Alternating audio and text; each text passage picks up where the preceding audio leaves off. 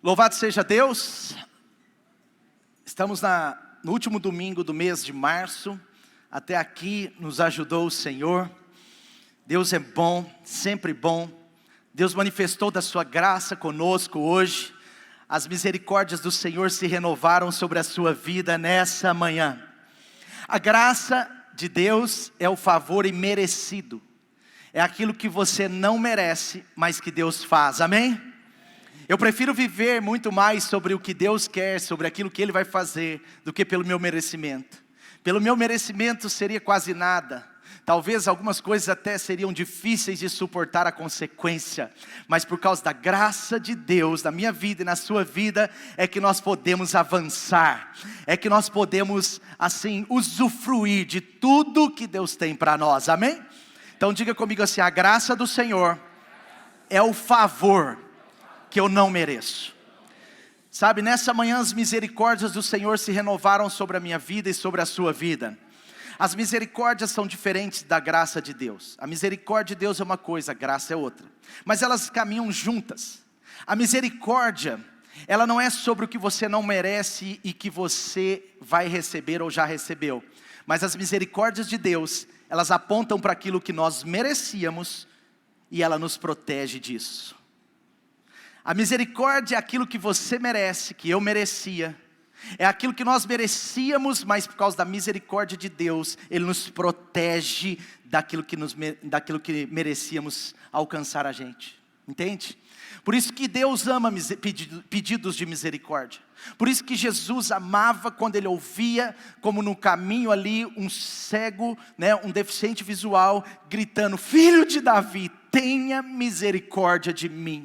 Ou seja, livra-me, protege daquilo que eu mereço. A misericórdia do Senhor renovou sobre a sua vida nessa manhã.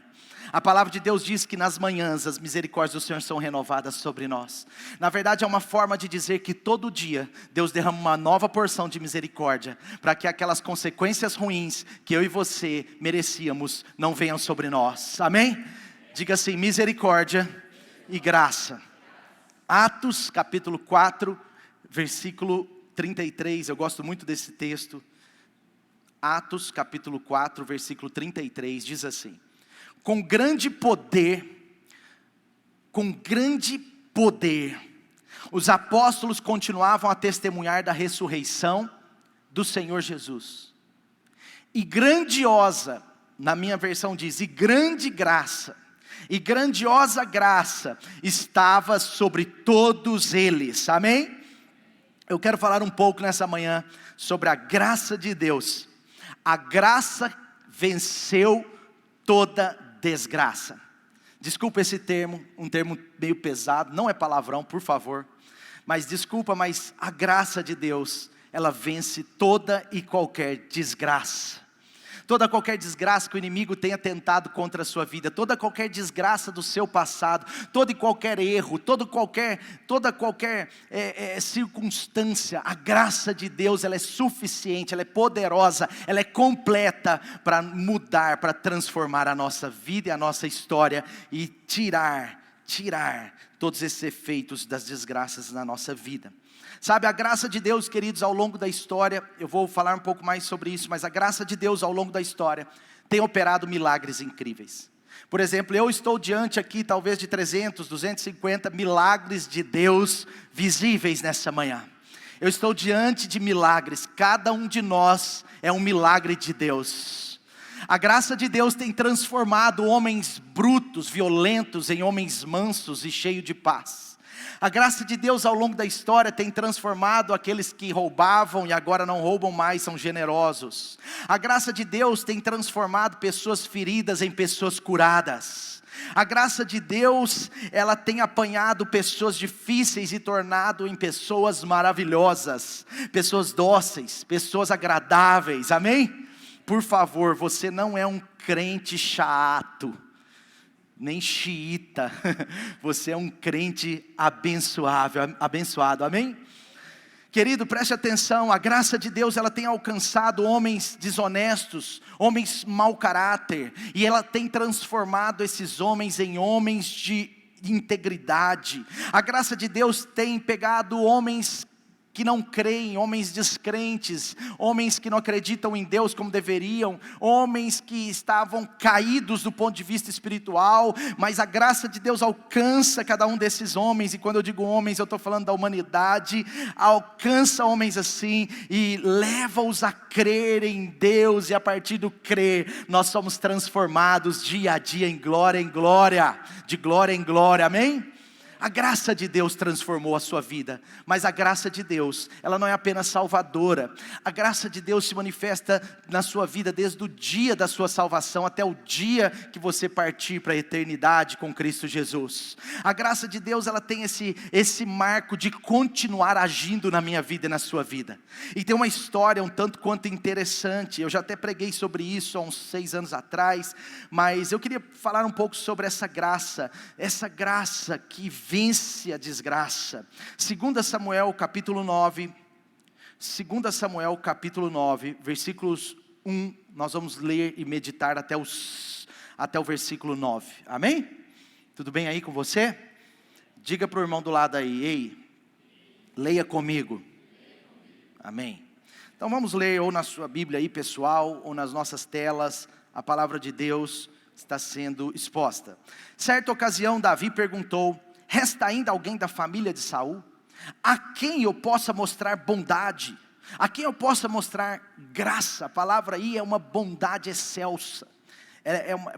Algumas versões usam bondade, outras versões usam de lealdade. Por causa da minha amizade com Jonatas. Então chamaram Ziba, um dos servos de Saul, para apresentar-se a Davi, e o rei lhe perguntou: você é Ziba? Sou teu servo, respondeu ele. Perguntou-lhe Davi: resta ainda alguém da família de Saul, a quem eu possa mostrar a bondade de Deus, a lealdade de Deus? Respondeu Ziba: ainda há um filho de Jonatas, mas é aleijado dos pés. Aonde está ele? Perguntou o rei Davi. Ziba então responde: na casa de Maquir, o filho de Amiel, em Lodebar. Então o rei Davi mandou trazê-lo de Lodebar. Quando Mefibosete, filho de Jonatas e neto de Saul, compareceu diante de Davi, prostrou-se rosto em terra.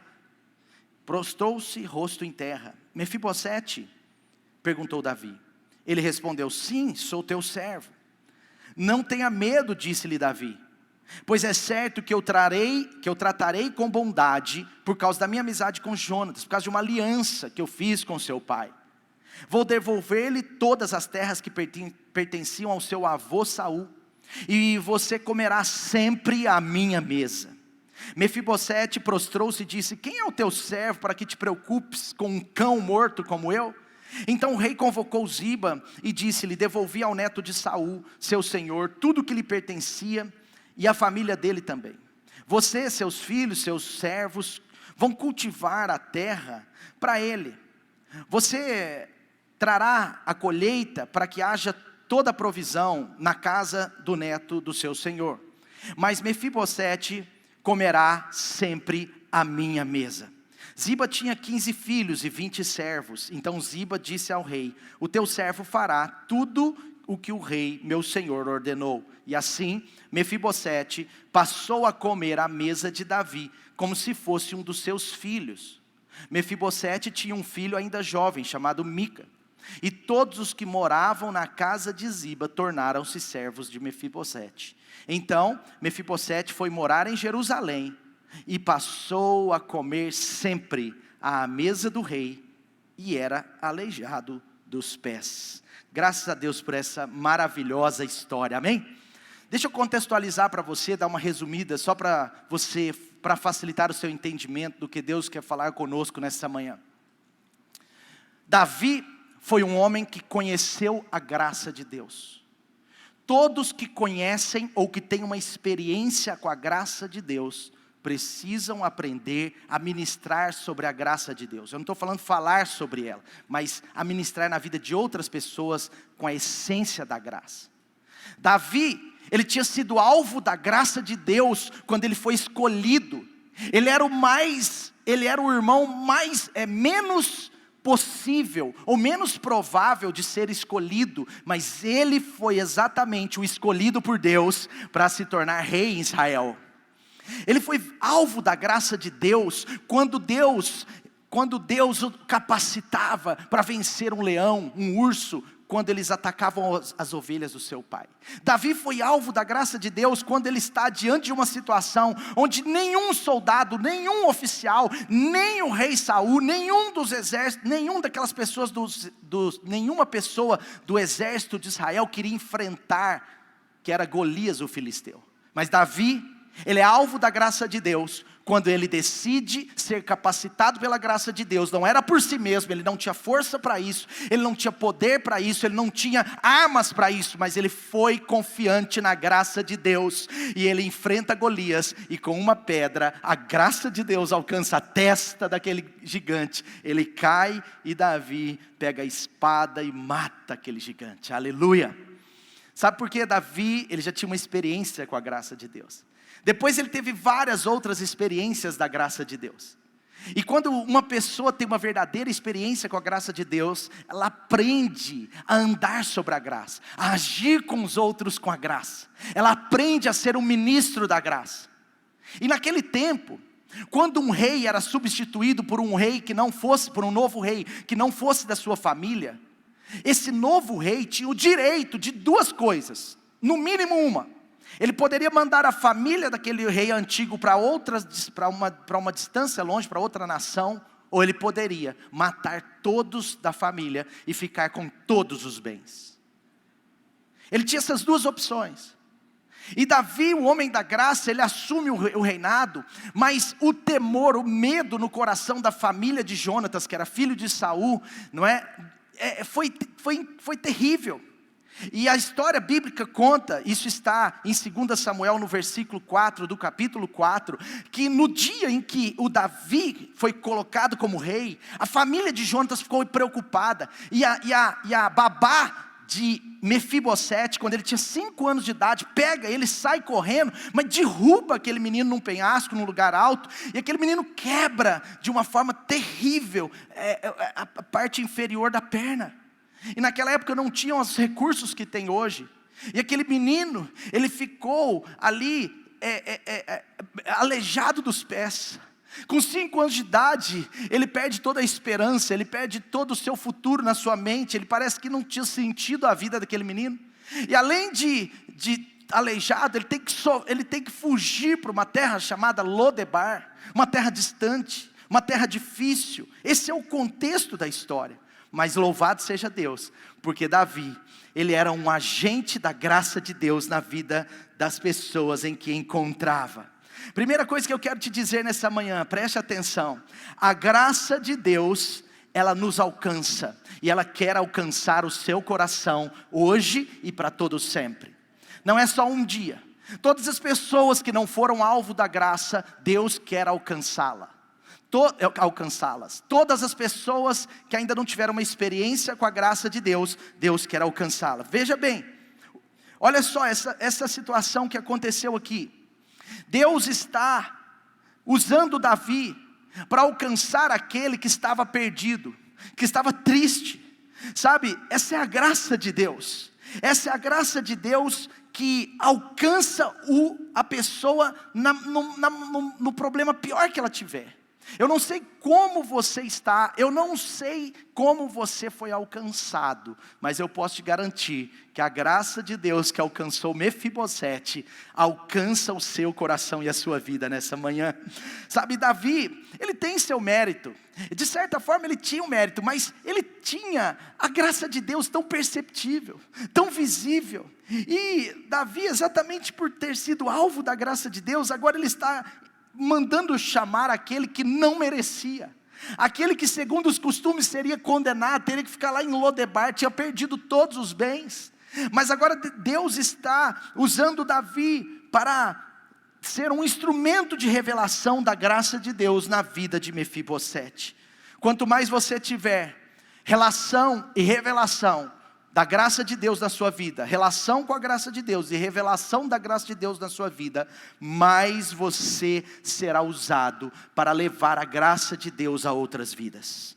Olha o que diz no versículo 1: resta ainda alguém da família de Saul, que eu possa mostrar bondade, que eu possa mostrar graça, Versículo 3, ele fala: resta alguém da família de Saul a quem eu possa mostrar a lealdade de Deus, a bondade de Deus.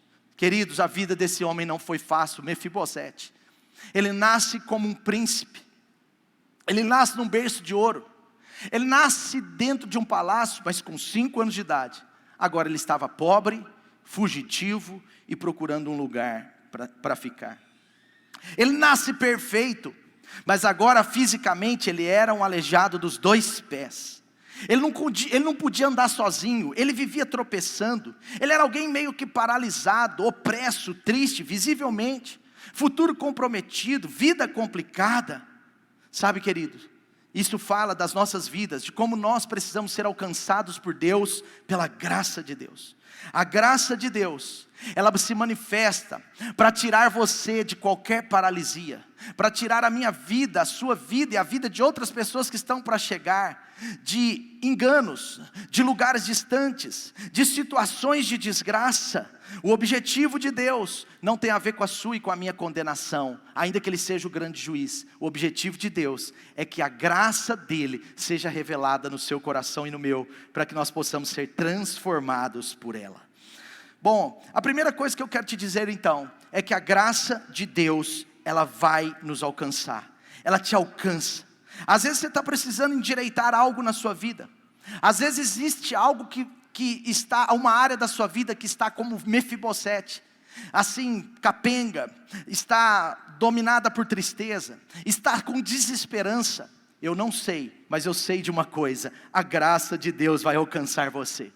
Às vezes é algo no seu caráter, você já batalhou muito, por si mesmo você já aplicou técnicas, você já aplicou circunstâncias diversas para vencer o problema do caráter, mas eu quero dizer que até o nosso caráter é transformado, e a nossa vida pode experimentar de uma integridade de caráter, quando nós recebemos porção da graça de Deus. Sabe, não é por nós precisamos cuidar desse negócio de achar que é por nós. Eu não estou aqui tirando o fato de você e eu ter que darmos passos, porque quando Deus chama Mefibosete através da vida de Davi, Mefibosete sai de Lodebar e vai encontrar o rei. Ele teve que dar um passo, mas no fundo, apesar do passo que ele dá, no fundo a graça não é dele. A graça que endireita os nossos pés, a graça que cura as nossas feridas, a graça que nos tira de um lugar terrível, de um lugar complicado, é a graça de Deus. É a graça que vai fazer você caminhar, é a graça que vai fazer você sair de qualquer circunstância que o inimigo tenha te colocado. A graça de Deus é que vai apagar toda a desgraça na sua vida, do seu passado, e vai transformar qualquer erro em uma vida abençoada. É a graça de Deus na sua vida. Sabe, nós não podemos tirar todo o apoio da nossa vida da graça de Deus. Deus, Ele tem uma grande graça para qualquer desgraça. Diga comigo: Deus tem uma grande graça para qualquer desgraça. Deus tem uma grande graça sobre o seu passado. Deus tem uma grande graça sobre circunstâncias do seu presente. E mais, Deus tem graça de sobra sobre o seu futuro. Eu creio nisso, amém? Bom, segunda coisa, veja no texto, versículo 4.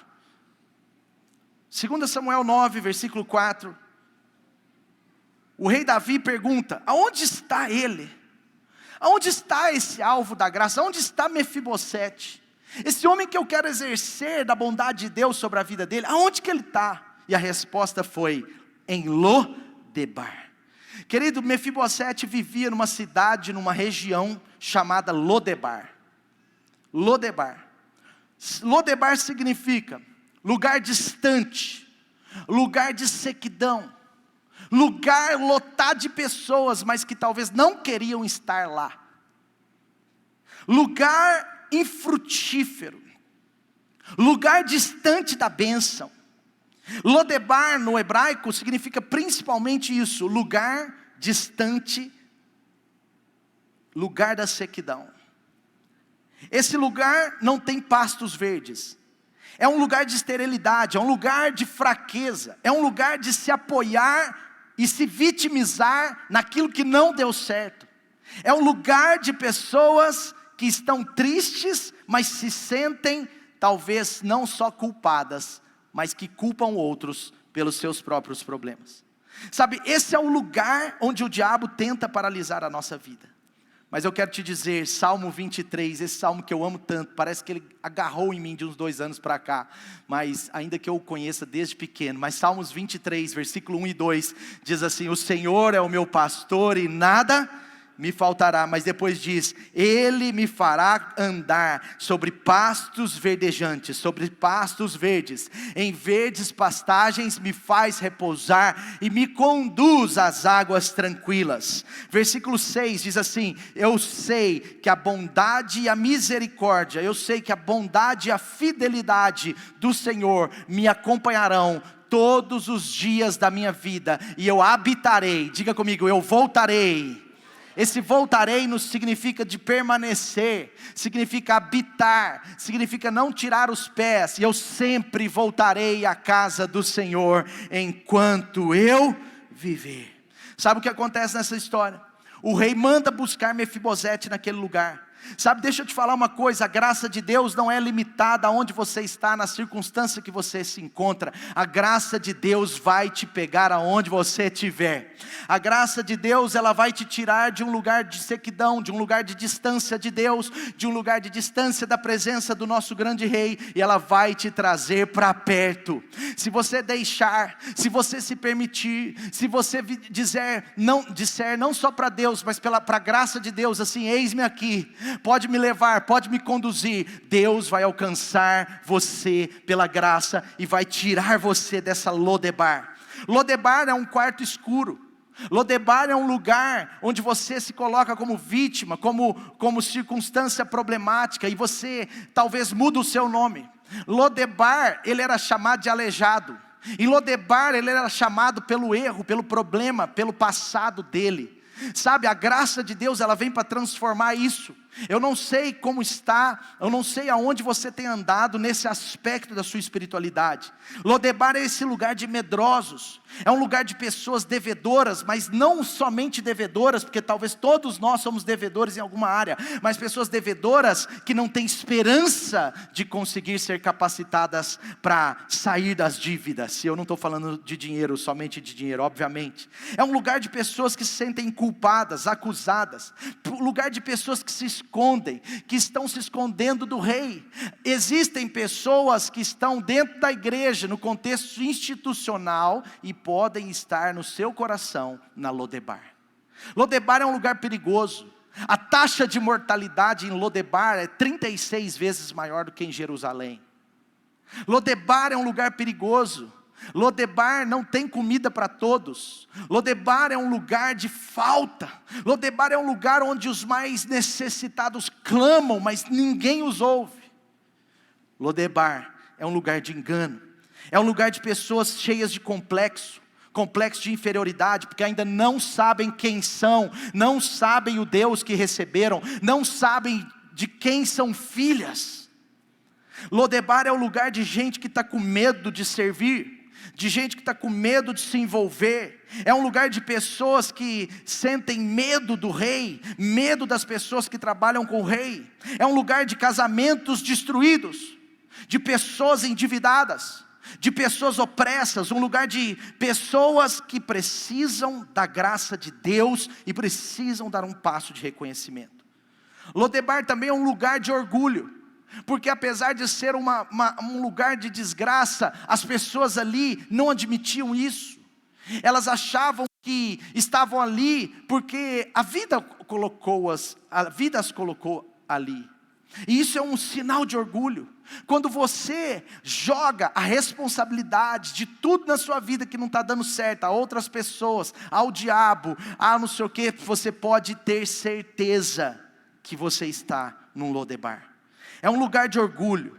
Você pode ter certeza que tem algum orgulho aí.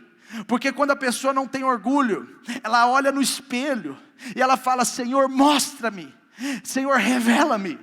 A palavra de Deus, por exemplo, quando vai nos transformando, à medida que você vai tendo intimidade com a palavra de Deus, ela vai revelar mais sobre você do que sobre Deus.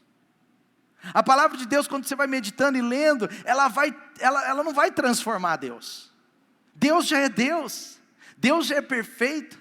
Quando eu e você temos uma vida de leitura da palavra sobre a voz de Deus, nós somos transformados, nós somos mudados, nós somos confrontados. Lodebar é o lugar que as pessoas fogem de confronto, fogem de correção, fogem de olhar no espelho e dizer: eu preciso da graça de Deus, porque eu estou no lugar errado. Deus não me chamou para estar em Lodebar, eu deveria estar diariamente, todos os dias e para sempre diante do Rei dos Reis. É um lugar onde o nosso coração pode estar preso a erros do nosso passado. É um lugar onde o nosso coração pode estar preso a pessoas que erraram conosco, ou que na nossa cabeça erraram conosco, porque existe uma diferença. Existem histórias verdadeiras e histórias que você criou para si mesmo sobre o que outras pessoas fizeram. Pessoas com hipersensibilidade, pessoas mais sensíveis têm que cuidar mais disso.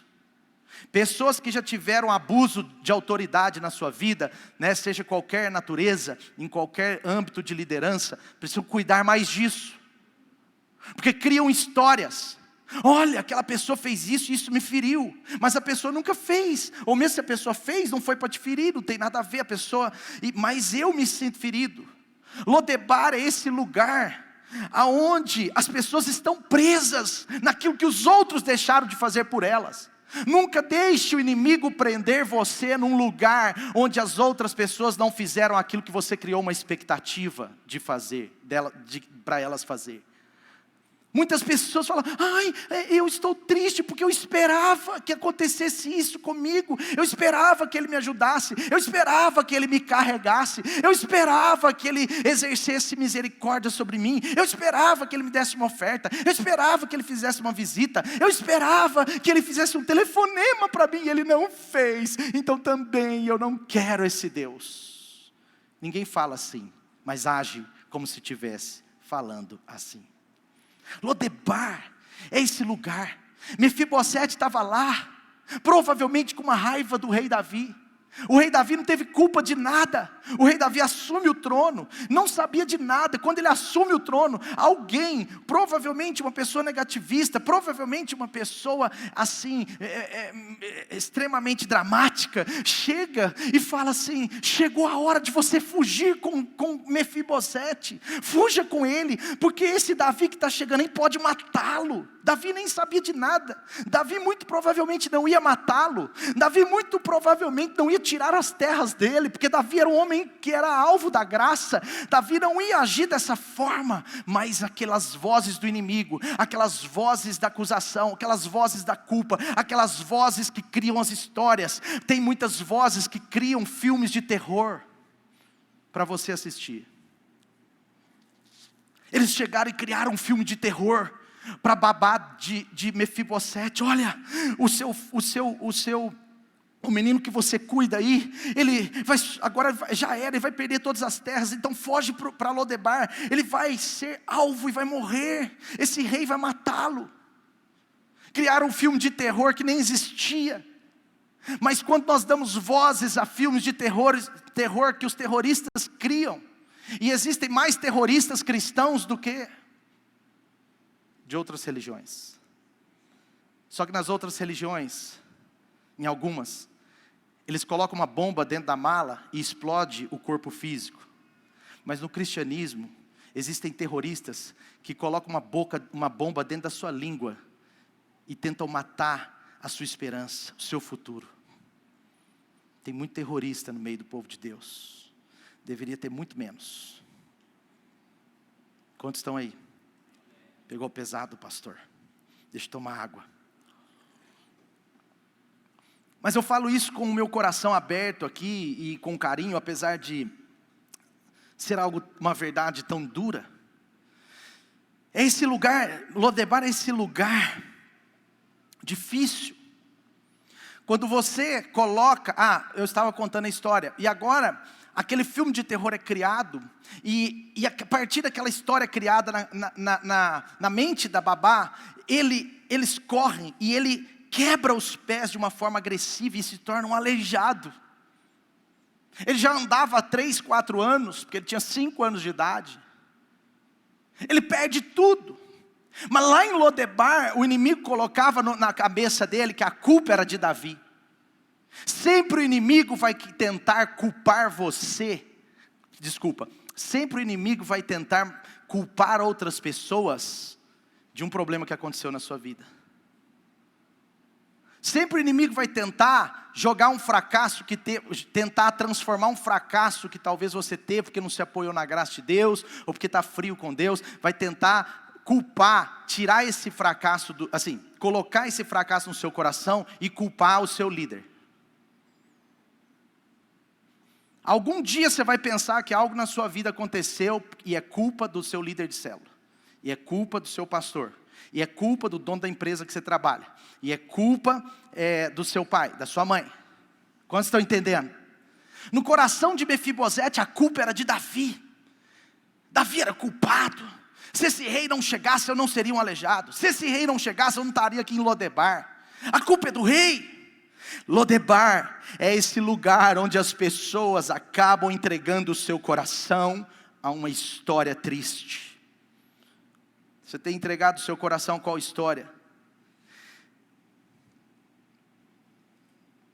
A graça de Deus, querido, não depende de onde você está, não depende da linhagem que você veio, mas depende do favor de Deus sobre a sua vida.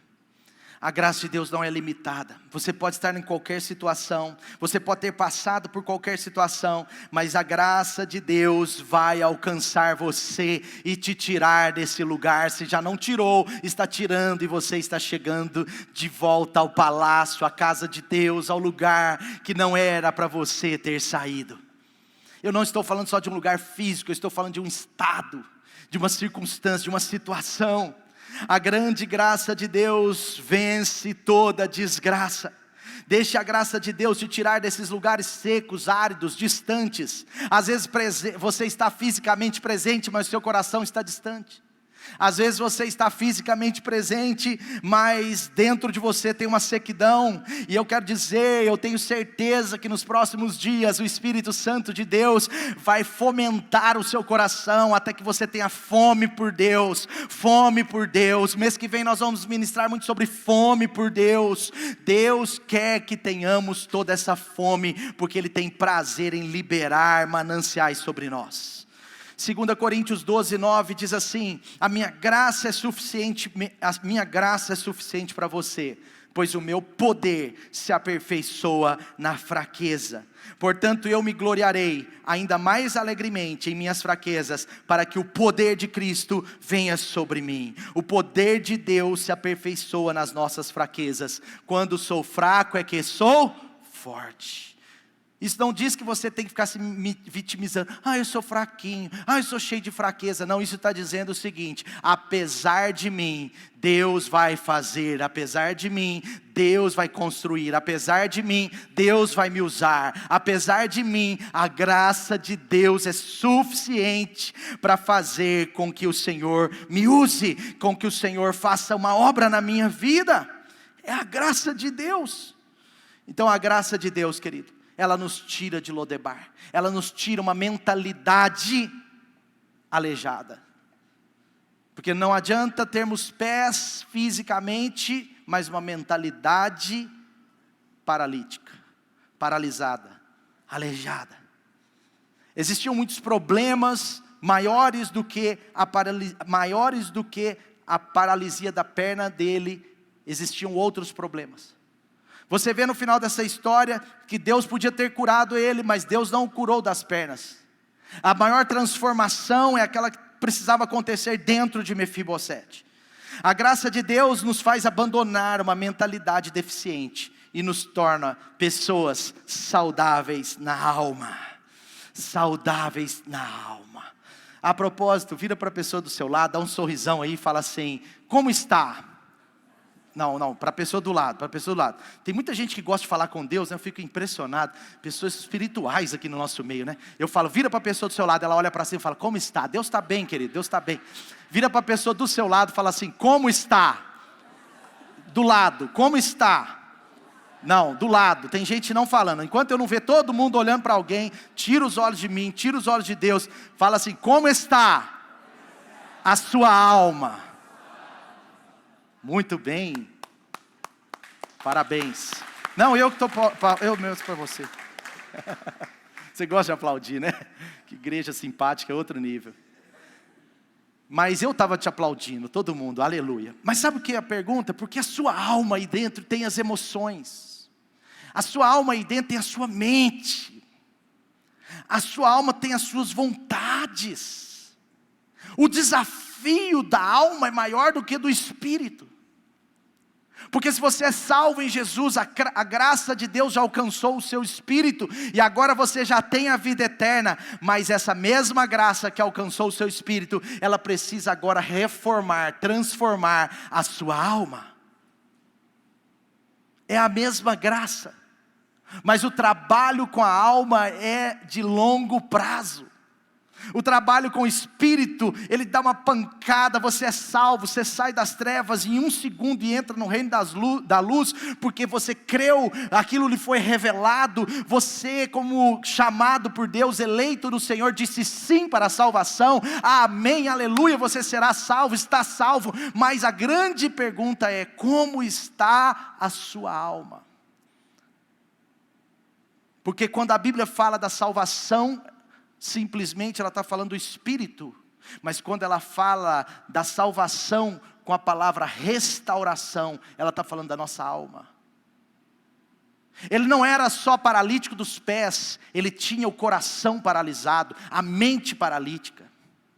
Existem cristãos que são salvos, cristãos verdadeiros que já foram salvos pela graça, e isso é muito bom, mas que precisam aprender a deixar a mesma graça que os salvou, a salvar a sua alma, a mudar os seus costumes, a mudar a cultura, a transformar as suas emoções feridas em emoções saudáveis, a mudar uma mente paralítica, uma mente aleijada com uma mente vitoriosa, uma mente de Cristo, uma mente firme, inabalável. Então eu quero dizer para você no segundo ponto, saia agora de Lodebar, e volte, ou vá, ou chegue mais perto, no palácio do rei, o lugar que ele te chama, amém? Continuando a história, primeiro a graça te chama, depois a graça tira você de um lugar, tira a sua alma, seu corpo, seu espírito, mas tira você daquele lugar, e traz para o lugar que o Senhor quer. Mas terceiro, versículos 6 e 7, ele diz assim, no versículo 7, diz assim, não tenha medo, não tenha medo. Mefibosete chega, e ele está com medo do rei. Muitas pessoas têm medo do rei, mas não têm coragem de confessar o medo do rei. E o medo do rei é o pior medo que existe. Antes cair nas mãos da espada do Deus vivo, do que da espada dos nossos inimigos. Até a espada de Deus é dotada de uma graça, de um amor tão profundo, que a gente não consegue medir. Mas tem pessoas que têm medo. Mefibosete estava com medo de Deus, com medo do rei. Mefibosete, ele estava assim, o que ele vai fazer comigo? Eu errei tanto, eu tenho um passado tão difícil, eu tenho uma história complicada, Deus não vai fazer nada comigo, eu não sirvo para nada, eu sou como um cão morto, e o cão, o cachorro, no contexto judeu, já é um animal difícil, é um animal assim meio sujo, o judeu não é simpatizante do cachorro. Semana passada eu falei mal dos gatos, me perdoem. Não foi semana passada não, né? Foi terça-feira. Quem tem gato aí? Levanta a mão, quem tem um gatinho em casa. Dani levantou, sou eu. Mas assim, é animal. Porque lá em casa não tem gato animal, né? Só eu. Obrigado, meu amor. Ela fez assim, ó. Ui! Hoje é domingo, viu, meu amor? Bom, voltando aqui, presta atenção. Quem tem animalzinho, quem tem um gato em casa? Não levanta não, Ingrid. Bebetão, gatão. Quem, gente? Levanta a mão aí, gente. Deixa alguém saber que você tem um gato. Aí, ó. Desculpa, eu quero pedir perdão publicamente se eu te traumatizei terça-feira. Porque eu falei que gatos são antipáticos. Mas eu não posso tirar essa verdade. Só quero que você me perdoe. Mas o dia que você me apresentar um gatinho simpático, eu vou mudar meu conceito. Porque até hoje eu não achei. Eles viram a cara pra gente. Eles saem da nossa presença sem pedir licença. Cachorro não sai da sua presença não. Enquanto você não sai, fica lá. É ou não é? Se sair, ele pede licença, ele faz assim. Aí você fala, pode ir, pode. Né? Encontrei o Jack lá, conheci o Jack, né, Samuel? Jack é violento. Cachorro do Samuel e da Thaís aí, ó, Golden. Se quiser, eles estão pretendendo, assim, fazer filhos com o Jack. Então você pode comprar um filho do Jack em breve. Pode, Samuel? Vai, Samuel, já abriu um empreendimento para você, cara. Aí o Eric te ajuda, né, Eric? Mas sabe, não tenha medo. Vou devolver-lhe todas as terras. Olha só o texto, o versículo 7. Não tenha medo. Vou devolver-lhe todas as terras que pertenciam ao seu avô Saul. Deus está dizendo, não tenha medo. Aquilo que lhe foi tirado pode ser restituído. Não tenha medo, se o seu passado gerou consequências na sua vida até aqui, eu quero mudar o seu presente para o seu futuro ser diferente. Não tenha medo, aquilo que destruiu uma parte da sua história, agora vai fazer parte do seu testemunho, porque eu vou transformar sua vida hoje e amanhã você vai poder mostrar da minha graça visível às pessoas. Eu vou tornar a minha graça invisível, visível através do seu testemunho. Não tenha medo, eu não estou trazendo você para condenar, para culpar, eu estou trazendo você para transformar a sua história.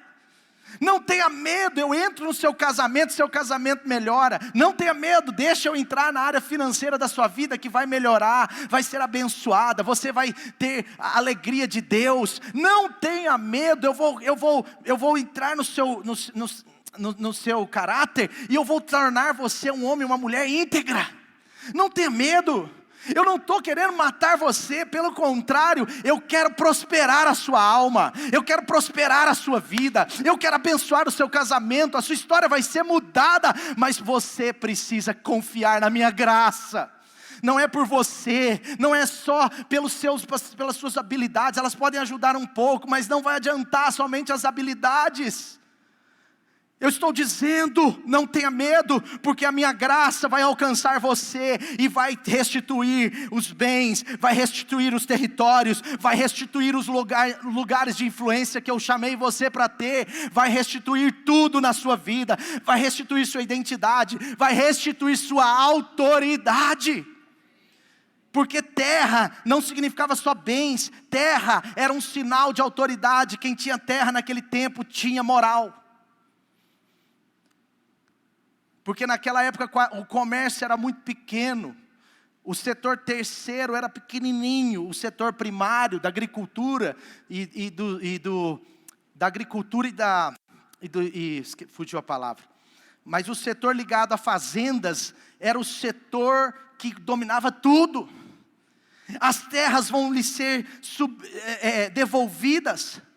Significava a dignidade sendo devolvida, a alma sendo restaurada, e você comerá, aí tem uma palavra maravilhosa que diz, sempre, diga comigo, sempre, sempre a minha mesa, sempre a minha mesa. Queridos, quem não toma posse da graça, mesmo crendo em Deus, mesmo acreditando na existência de Deus, do Rei, mesmo crendo que Deus existe, mesmo crendo que Deus é poderoso, quem não toma posse da graça, pode viver uma religiosidade, mas vive distante de Deus. Vive com medo de Deus, tem medo de crescer em Deus, tem medo de servir a Deus, tem medo de entregar dos bens a Deus, tem medo de ajudar outras pessoas em nome de Deus, tem medo de Deus talvez te ferir, te condenar, sempre está com medo de Deus. Querido, olhe para o seu coração, se sempre você tem medo de Deus, ou se muitas vezes você não acredita no que Deus vai fazer, não confia no que a graça de Deus vai fazer, é certo que hoje você precisa de uma nova porção da graça de Deus, porque não é por você, não é pelos seus méritos, não é pelos meus méritos, não é pelas nossas habilidades, ainda que possamos crescer nisso tudo, é a graça e o favor de Deus que muda a nossa história. Não adianta sem ela. Nós precisamos entender isso com profundidade, com realidade. Sabe, querido, Deus chamou você para servi-lo. Deus tem um chamado para todos, o chamado coletivo, mas Deus também tem chamados específicos para cada um aqui, e você precisa crer. O apóstolo Paulo, ele disse, olha, em 1 Coríntios 15, o apóstolo Paulo, ele disse, olha, 1 Coríntios 15, 10, ele disse assim, pela graça de Deus eu sou o que sou, pela graça de Deus eu sou o que sou, e a sua graça para comigo não foi à toa, não foi em vão, não foi só para me salvar, não foi só, é só entre aspas, não foi só para mudar um detalhe da minha história, não, a graça de Deus comigo não foi em vão, antes foi para que eu me desse, me entregasse e trabalhasse mais do que todos os outros apóstolos, contudo não eu, mas a graça de Deus comigo. Por isso o apóstolo Paulo é denominado, é apelidado do apóstolo da graça, porque o pior dos apóstolos tornou-se o melhor deles. O cara que perseguiu a igreja, o cara que tinha um passado libado no caráter, num certo aspecto da lei, mas um passado dominado por uma desgraça, porque ele era religioso, ele aprovava a morte de cristãos. Foi esse o homem, Saulo, que Deus o chama, que Deus vem com a sua graça, salva, batiza ele com o Espírito Santo, empodera aquele homem para um glorioso e poderoso chamado, por causa da graça de Deus. Portanto, não existe passado que te condene ao ponto de Deus não te chamar para um grande futuro. Não existe passado tão triste, tão terrível, tão problemático que te condene para Deus não te chamar para um futuro tão belo, tão maravilhoso e tão poderoso, frutífero. Em nome do Senhor, creia nisso. Ah, mas tudo que você faz, tudo que eu faço, pastor, é cálculo, é razão. Tudo que eu faço tem que ser dentro da minha mente, tem que estar desenhado aqui, eu tenho que enxergar aqui nos olhos físicos. Eu não dou um passo se eu não tiver o piso, se eu não tiver o próximo piso, eu não dou um passo. Então você talvez ainda não aprendeu sobre a graça, porque tudo que tem a ver com a fé, também vai ter que ter a ver com a graça, porque a fé sem a graça é um passo muito perigoso, mas a fé com a graça de Deus nunca falha, nunca falha. Então talvez tenha algumas circunstâncias na sua vida, que você está querendo tomar decisões pautadas apenas na matemática, pautada apenas no seu passado, na sua história, pautada apenas no que Deus fez até hoje, mesmo que Deus tenha feito. As suas decisões precisam ser pautadas na graça de Deus para o seu futuro, porque a mesma graça que salvou você, a mesma graça que te alcançou, a mesma graça que tirou de Lodebar, a mesma graça que tirou você de um lugar distante, essa mesma graça é que vai potencializar você ficar na mesa até o fim, essa mesma graça é que vai potencializar você a continuar crescendo, avançando em todas as áreas da sua vida. Então, não acabou. Não tenha medo. Não tenha medo do futuro. Não tenha medo de tomar decisões ousadas em Deus. Não tenha medo de abençoar outras pessoas. Não tenha medo de entregar a Deus o que é de Deus nos seus dízimos e ofertas, porque dízimo é algo ligado muito mais à graça, não tem a ver com a lei. O dízimo veio antes da lei, muito antes. A lei veio em Moisés, o dízimo veio em Abraão. Pessoas que às vezes não dizimam ainda, podem ser pessoas que não confiam na graça de Deus. Tem a ver com a graça, muito mais do que com a lei. Tem a ver com a graça, porque dízimo é confiança.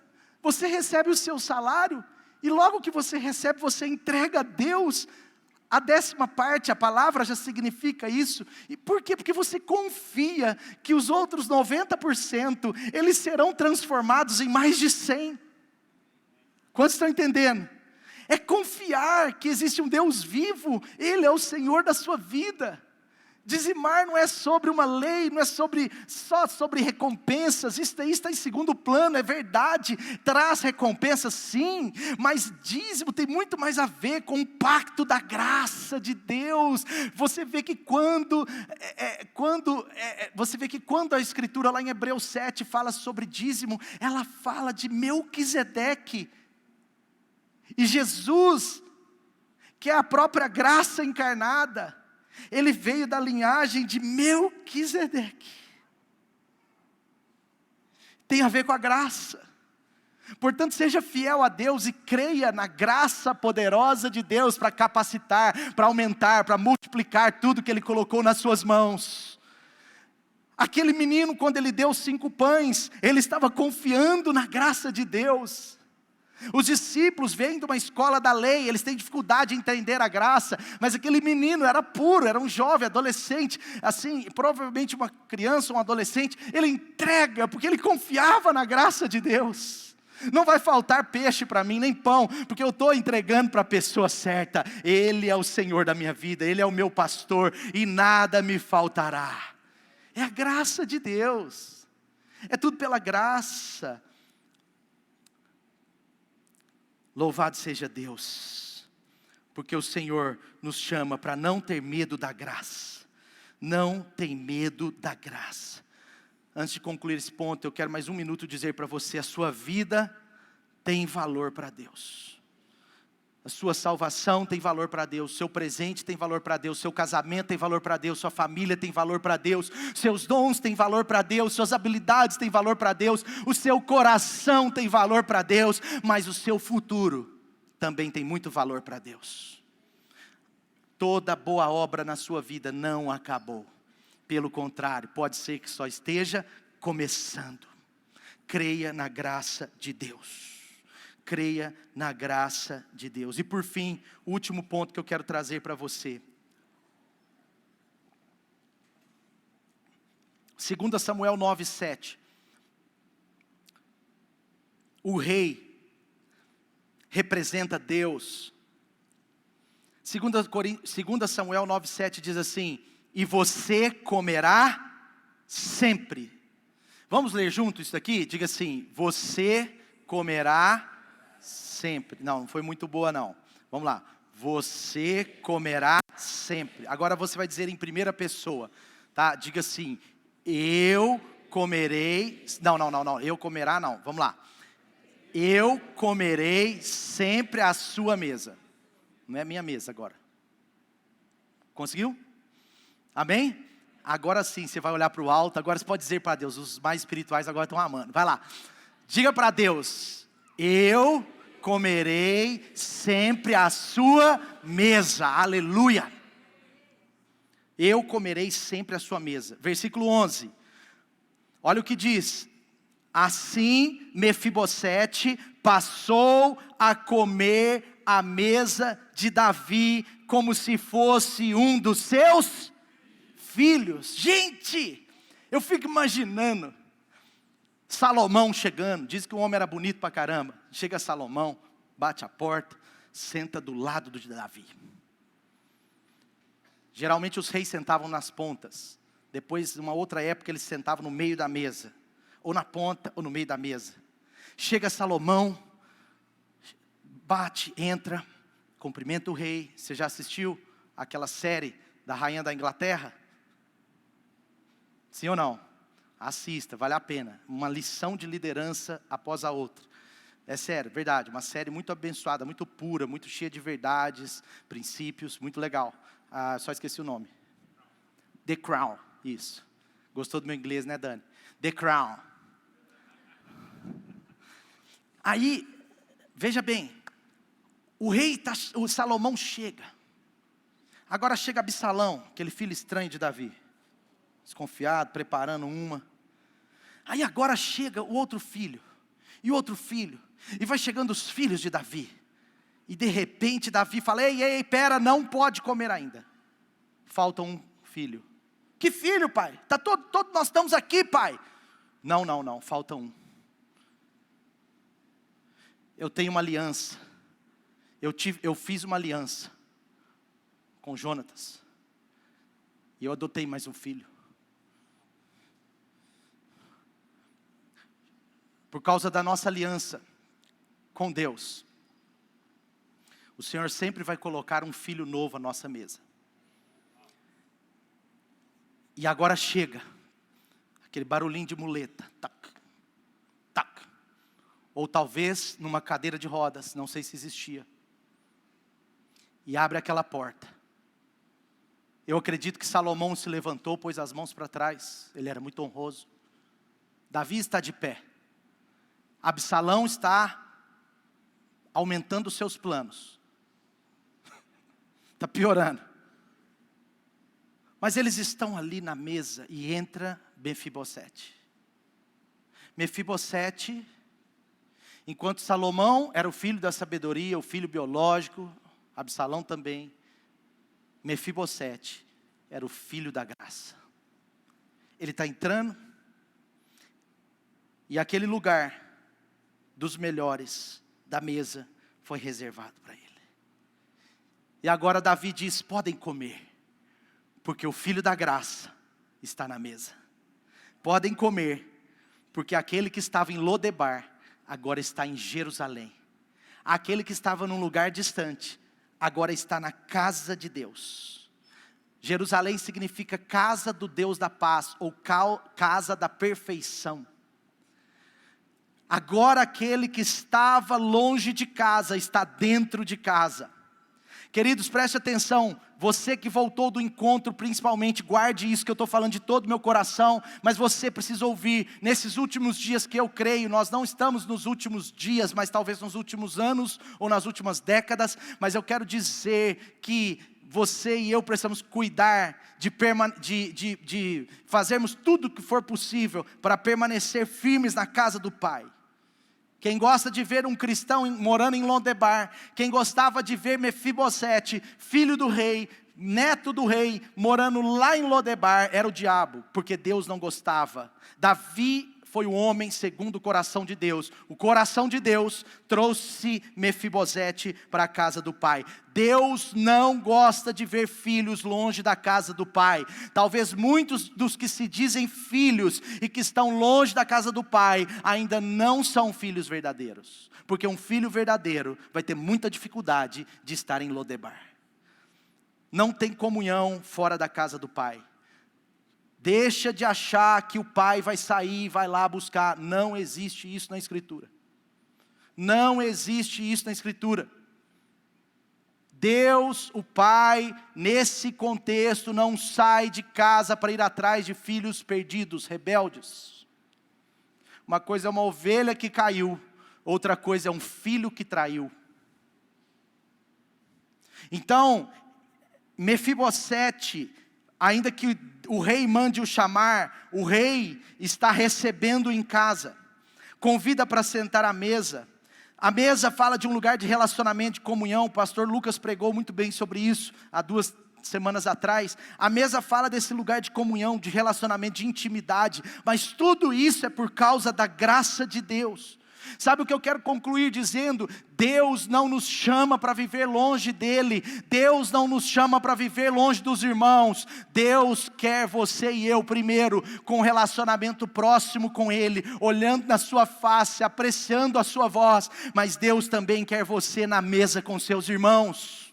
É um completo, é algo perfeito. A graça, a mesma graça que te chamou para a salvação, te chama para congregar com os irmãos. A mesma graça que chamou você para a salvação, chama você para ser batizado e pertencer à família da fé. Você que voltou do encontro com Deus, eu te digo com muito carinho, mas com muita firmeza: não deixe que o inimigo tire você da casa de Deus por nada. E aqui na casa de Deus, de vez em quando você vai sofrer cara feia, de vez em quando alguém vai te corrigir, de vez em quando alguém pode até falar mal de você, porque na casa de Deus não tem só Salomões, mas tem Absalões, alguns, muito poucos, mas pode ter.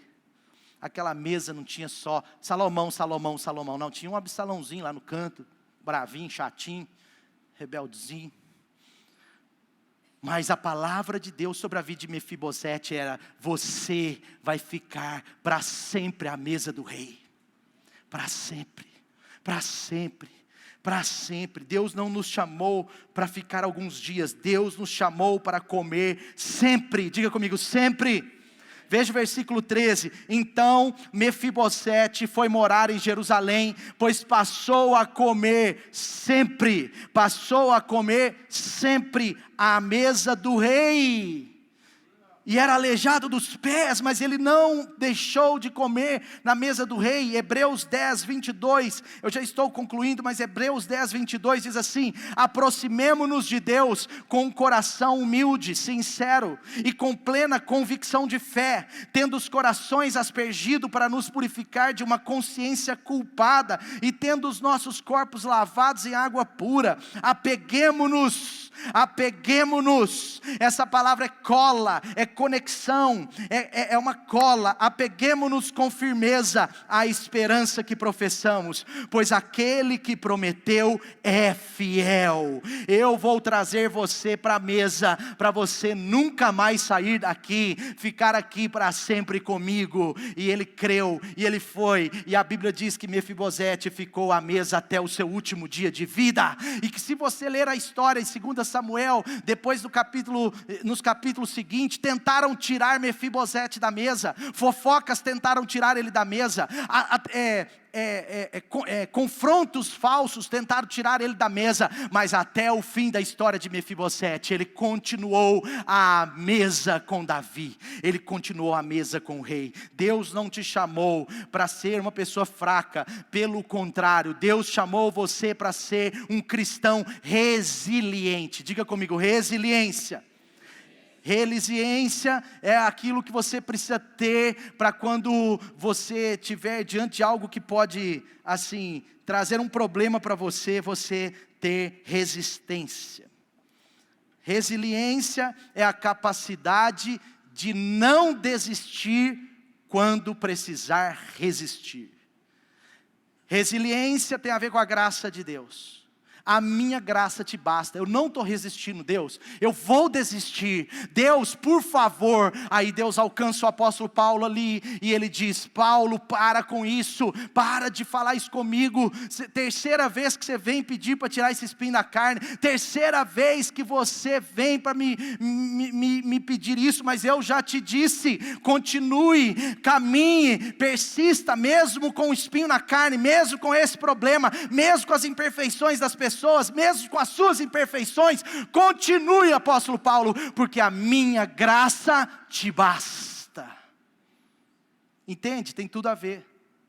Pessoas que desistem, na verdade desistiram da graça. A resiliência é a capacidade de não desistir quando precisamos resistir. Resiliência, biblicamente, assim, nesse contexto, é quando vem uma desgraça na sua vida, mas você sabe que a grande graça de Deus vai fazer você passar, persistir e nunca desistir. Nunca desistir. Sabe, queridos, a mesa fala de um relacionamento seu com Deus.